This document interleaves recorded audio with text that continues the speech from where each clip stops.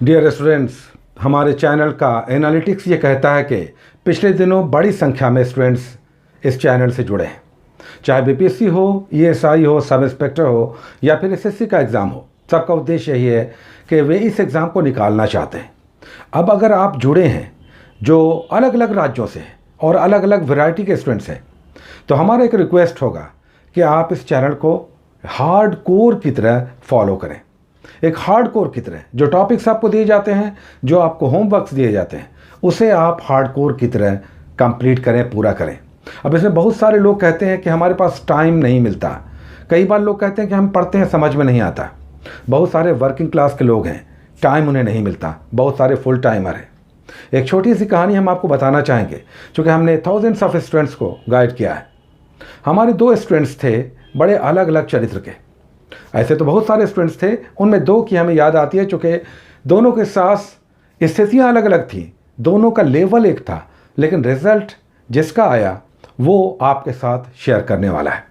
दो स्टूडेंट्स में से एक स्टूडेंट जॉब करते थे, प्राइवेट जॉब में थे, दिन भर जॉब में डूबे रहते थे, टाइम पढ़ने को नहीं मिलता था। लेकिन रात में, शाम में आने के बाद 8 बजे के बाद उन्हें स्टडी को टाइम मिलता था, और तब 2, 3, 4 जो भी घंटे, जिस दिन भी जितना हो पाता था, वो रात के टाइम को यूटिलाइज करते थे, और फिर 7 बजे मॉर्निंग में उन्हें निकलना होता था।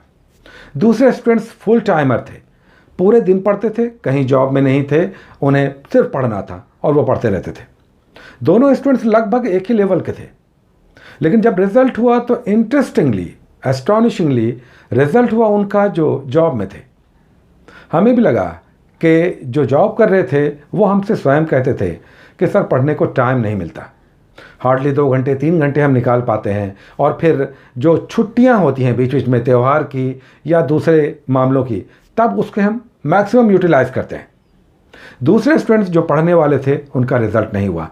कारण जानते हैं क्या था? कारण ये था कि जो जॉब कर रहे थे, जो मात्र 2, 3, 4 घंटे दे रहे थे, वो बिल्कुल फोकस्ड होकर, बहुत डेडिकेटेड, हम देखते थे कि बहुत डिसिप्लिन्ड होकर वो सारी पढ़ाई करते थे, और जब रिजल्ट हुआ तो उनका रिजल्ट हुआ। दूसरी ओर वो स्टूडेंट जिनके पास पूरा टाइम था, वो पढ़ते तो बहुत थे, लेकिन बहुत सारी चिंताएं उनके दिमाग में रहती थी। बहुत तरह की बात वो करते रहते थे, सर ये कैसे करें, ये कैसे करें, घर का बहुत प्रेशर है, घर वाले कहते हैं कुछ अर्न करो, कमाई करो।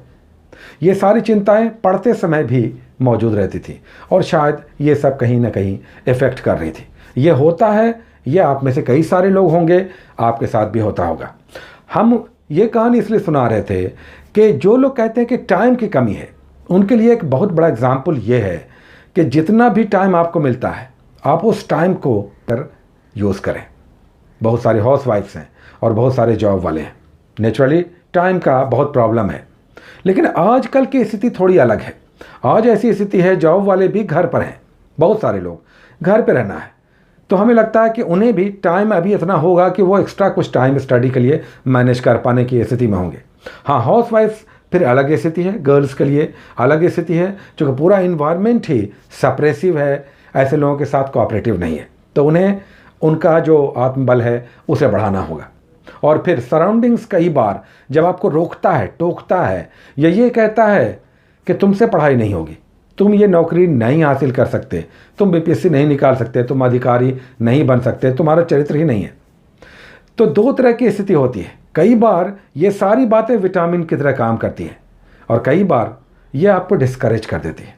ये आप पे डिपेंड करता है कि इन सारी बातों को आप किस स्तर पे लेते हैं, कैसे लेते हैं, और फिर उस पर कैसे रिएक्ट करते हैं। कई सारे लोग ऐसी बातों से टेंशन में आ जाते हैं, कई सारे लोग इसे चुनौती के रूप में लेते हैं।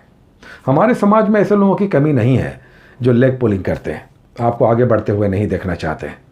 मेरा ये कहना है कि हम लोग जिस तरह से आगे बढ़ रहे हैं, हम आपको हर एग्ज़ाम, चाहे बीपीएससी हो, ईएसआई हो, एसआई हो या एसएससी के एग्ज़ाम्स हो, 1 बाय 1 एग्ज़ाम के क्वेश्चंस वाइज हम आपको दिखाते चलेंगे, बताते चलेंगे कि जो बुक्स आप पढ़ रहे हैं उससे क्वेश्चंस आते हैं, आ रहे हैं। फ़र्क पड़ता है ये कि आप उसी बुक को कितने अच्छे से पढ़ रहे हैं। बहुत सारे बुक्स को नहीं पढ़ना है, किसी अच्छे गाइड बुक या किसी टेक्स्ट अच्छे बुक को बार बार पढ़ना है, और हमने जो आपको बुक सजेस्ट किया है उन बुक्स को आपको बार बार पढ़ना है। और फिर आप देखें, कम से कम प्रीलिम्स के एग्ज़ाम की जो बात होती है उसमें आपको कोई प्रॉब्लम नहीं आएगा। और मेंस के लिए फिर हम लोग अलग स्ट्रेटजी अपनाएंगे। उसके लिए हम लोग अलग ढंग से अभी क्वेश्चंस भी हम लोग कर रहे हैं मेंस के, उसमें आंसर राइटिंग करना है। उद्देश्य सबका ये है कि जो आप तैयारी कर रहे हैं, जो आपका फेथ है, उससे रिजल्ट भी आएगा, लेकिन इसे आपको हार्ड कोर की तरह करना होगा। ये जो टाइम आप निकालते हैं, ये टाइम आपके लिए सोने की तरह है। 2 घंटे भी अगर ये टाइम आप निकाल पाते हैं तो आप इसे 4 घंटे में कन्वर्ट कर सकते हैं। कि दूसरे कई सारे लोग जो दिन भर पढ़ रहे हैं, कई बार टेंशन में होते हैं, पढ़ते हैं, समझते नहीं हैं, और भी बहुत सारी समस्याएं हैं, लेकिन आप 2-3 घंटे वाले कहीं अधिक डिवोटेड होके, कंसंट्रेटेड होके अपने टास्क को, अपने होमवर्क को, अपने सब्जेक्ट को, अपने टॉपिक्स को अच्छे से कंप्लीट कर सकते हैं। साथ ही ये ध्यान रखें, हम किसी सेल्फ सेटिस्फैक्शन की स्थिति में ना रहें कि पढ़ तो रहे हैं, सारा हमने समाप्त कर लिया।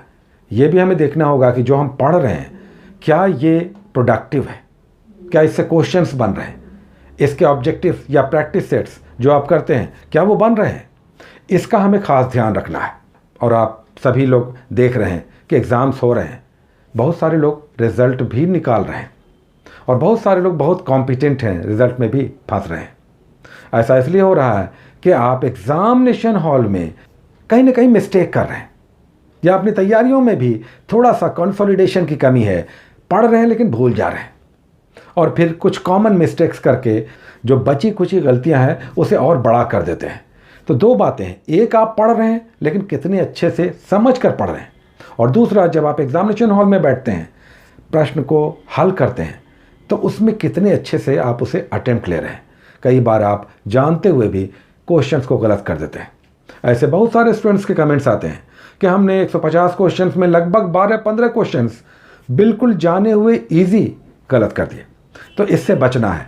हम ये बार बार कहना चाहेंगे कि आप पढ़ें, लेकिन आप आत्मसंतुष्ट ना हो जाएं कि हम पढ़ रहे हैं, एग्ज़ाम में तो निकाल लेंगे। एक बात और, किसी भी एग्ज़ाम के लिए 1 साल बहुत होता है, लेकिन अगर आप एक सुलझे हुए व्यक्तित्व हैं तो 6 महीने की अच्छी तैयारी, जब आपको गाइडेंस भी मिल रहा हो, तो किसी भी एग्ज़ाम को निकालने के लिए सफिशिएंट है। अच्छा परफॉर्मेंस दे सकते हैं, विशेषकर इस तरह के एग्ज़ाम्स जो आप तैयारी कर रहे हैं और आप पिछले 3-4 महीनों से तैयारियां कर रहे हैं। एक बात और, जिनके पास टाइम का क्रंच है, कमी है, वो टॉपिक को बांट सकते हैं। हम लोग 9-10 टॉपिक्स कर रहे हैं, तो जिनके पास टाइम की कमी है, और अगर आप बीपीएससी दे रहे हैं या स्टेट पीसीएस दे रहे हैं, तो 4 सब्जेक्ट्स आप ज़रूर कर लें। History, Bihar specific, current affairs, और साथ में संभव हो तो ज्योग्राफी। आप पॉलिटी, इकोनॉमी, जीके को उस दिन विशेष के लिए छोड़ सकते हैं जब आपके पास टाइम नहीं है, लेकिन ये 4 सब्जेक्ट आप ज़रूर कर लें, जिसमें करेंट अफेयर्स बहुत डिसाइसिव होगा। इसे आप गांठ में बांध लें कि करेंट अफेयर्स अगर आप अच्छा कर लेते हैं, या इसमें आपका कॉन्फिडेंस बन जाता है, आपको लगता है कि करेंट अफेयर्स के क्वेश्चंस हम डेफिनेटली बना लेंगे मैक्सिमम, तो आपके रिजल्ट आने की संभावना बहुत बढ़ जाएगी।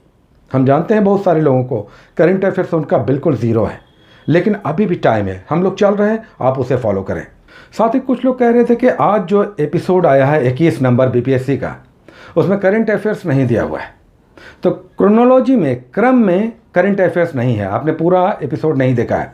शुरू का 1 मिनट आप देख लें, इस एपिसोड के स्टार्ट का शुरू का 1 मिनट आप देख लें, उसमें दिया गया है 11 जनवरी से लेकर 20 जनवरी 2020 तक, ये 10 दिन का डेट वाइज आपको करना है करंट अफेयर्स।